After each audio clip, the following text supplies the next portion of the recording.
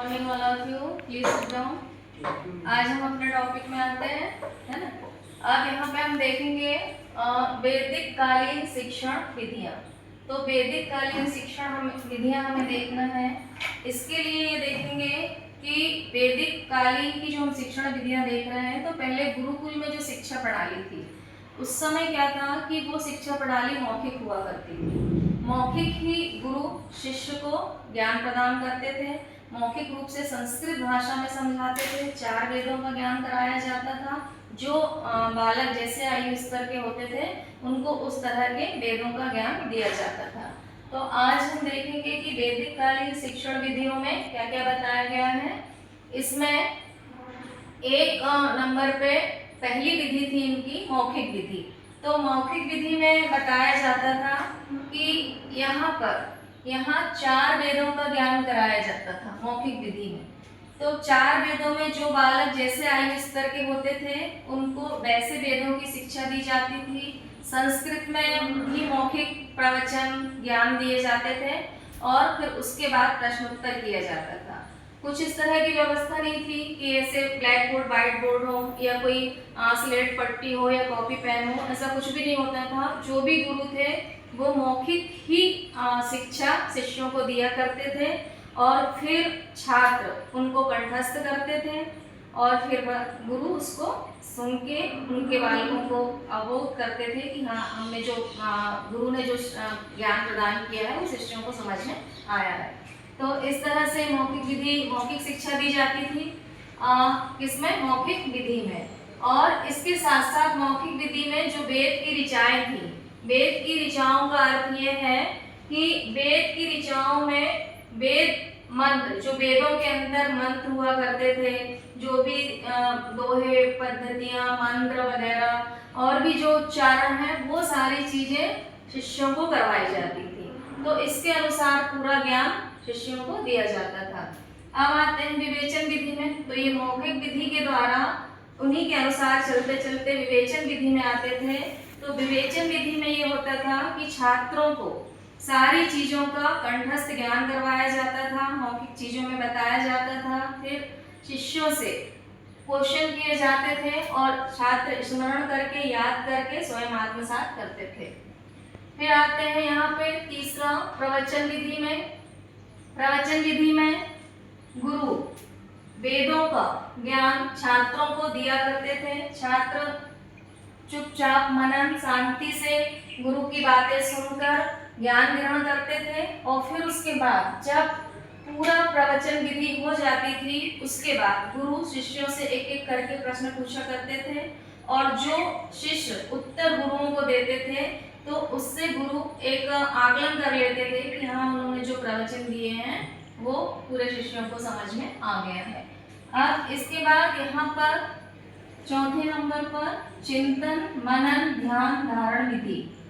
इसमें जो भी वेदों की बातें बताई गई, मंत्र रटवाए गए, कंठस्थ करवाए गए, उससे शिष्य चिंतन करते थे, मनन करते थे और ध्यान धारण विधि यानी स्मरण शक्ति उनकी तेज थी, क्योंकि कोई लिखने का, कोई याद करने का कुछ अलग से नोट्स वगैरह तो होते नहीं थे उस टाइम पे।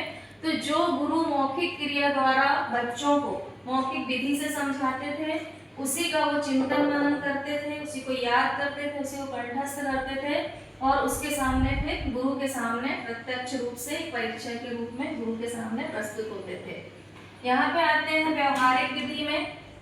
तो व्यवहारिक विधि में प्रवचन इन सब के साथ साथ बहुत सारी चीजें अपनाई जाती थी। यहाँ पर उद्योग और व्यवसाय की भी शिक्षा दी जाती थी कि जो शिक्षा वेदों के द्वारा शिष्यों को दी गई है उसके साथ साथ वो कौन कौन से व्यवसाय कर सकते हैं, उद्योग कर सकते हैं और कौन कौन सी आवश्यक सामग्रियां जो अपने गुरुकुल में लगती हैं उनको लाना है और भी बहुत सारी जानकारियां इस तरह से दी जाती थी और कला कौशल सिखाया जाता था। ये सब आ जाता था व्यवहारिक विधि में। इसके बाद सहस्त्रास्त्र विधि है और लास्ट में स्वाध्याय विधि है।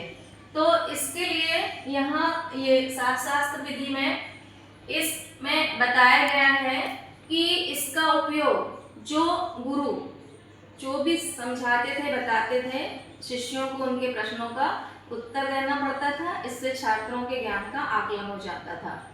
अब स्वाध्याय विधि है 7th वाली, ये स्वाध्याय विधि, इसमें बताया है कि इसके अंतर्गत छात्र सीखने के लिए स्वाध्याय यानी स्वयं अध्ययन करते थे। स्वयं अध्ययन कैसे करते थे? पहले कोई नोट्स वगैरह तो थे नहीं, कैसे आत्मसात करेंगे, कैसे ज्ञान प्रदान करेंगे? तो वो क्या करते थे कि जो भी गुरु ने प्रवचन द्वारा, विवेचन विधि द्वारा जो भी छात्रों को समझाया है, वो आपस में एक ग्रुप बनाकर, एक समूह बनाकर उसी बात, उसी प्रवचन, उसी विवेचन का आपस में क्या करते थे? बात करते थे, चर्चा करते थे, एक कहानी तरह से एक दूसरे को सुनाते थे।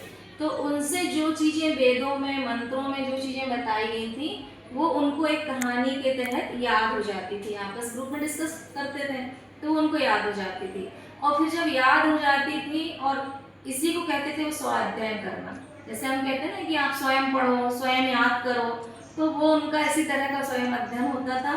और वो एक दूसरे को सुनाकर मंत्र उच्चारण ऐसे कंठस्थ कर लेते थे, एक दूसरे को सुनाते थे।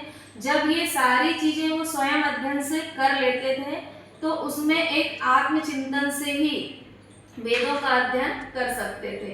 तो स्वाध्याय विधि गुरुकुल में बहुत अच्छी विधि मानी जाती थी, क्योंकि स्वाध्याय विधि को कंठस्थ करना, याद करना जो शिष्य थे वो इसी तरह करते थे, क्योंकि उनके पास कोई दूसरा विकल्प नहीं था। वो तो या तो समूह डिस्कस करेंगे, या जो गुरु ने सिखाया है, पढ़ाया है, वो स्वयं आत्मचिंतन करेंगे, मनन करेंगे, सोचेंगे कि क्या बताया था, क्या समझाया था। इसके बाद फिर गुरु उनकी एग्जाम लिया करते थे, मौखिक ही एग्जाम होती थी या प्रायोगिक, कि उन्होंने जो भी कौशल इसके सिखाए हैं कुछ इस तरह से। तो इस तरह हमने देखा। तो वैदिक कालीन शिक्षण विधियों में हमने 7 तरह की विधियां देखी हैं। मौखिक विधि, विवेचन विधि, है ना, प्रवचन विधि, चिंतन मनन ध्यान धारण विधि, व्यवहारिक विधि, शास्त्रत विधि और स्वाध्याय विधि। तो इस तरह से वैदिक कालीन शिक्षण की हमने 7 विधियां देखी। इसमें गुरु शिष्य कैसे एक दूसरे को पढ़ाते थे, समझाते थे, प्रवचन देते थे, शिष्य कैसे उनका उत्तर देते थे, शिष्य कैसे कंठस्थ याद करते थे, ये सारी चीजें हमने वैदिक कालीन शिक्षण विधियों के अंतर्गत देखी हैं। ओके, ठीक है, थैंक यू।